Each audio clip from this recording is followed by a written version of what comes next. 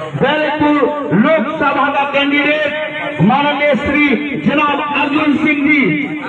बैरकपुर लोकसभा का कैंडिडेट माननीय श्री जनाब अर्जुन सिंह जी।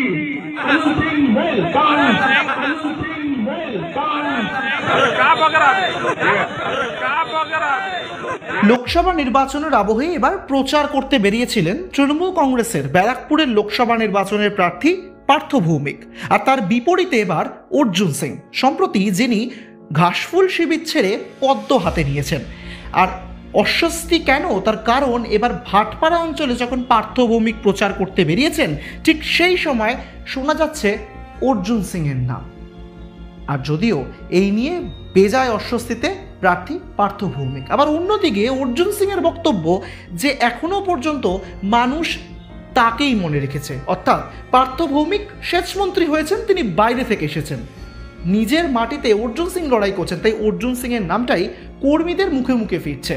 আর স্বাভাবিকভাবেই তৃণমূল কংগ্রেস কর্মীদের মুখে পার্থ ভৌমিকের সামনেই এবার অর্জুন সিংয়ের জিন্দাবাদ নাম যেন একেবারে জল্পনা ফেলে দিয়েছে রাজনৈতিক মহলে। আবার অন্যদিকে তৃণমূল কংগ্রেসের বক্তব্য কি?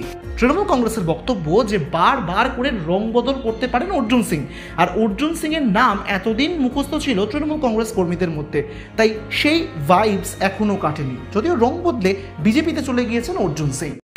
उपस्थित हुए हैं बैरकपुर लोकसभा का कैंडिडेट माननीय श्री जनाब अर्जुन सिंह जी। अर्जुन सिंह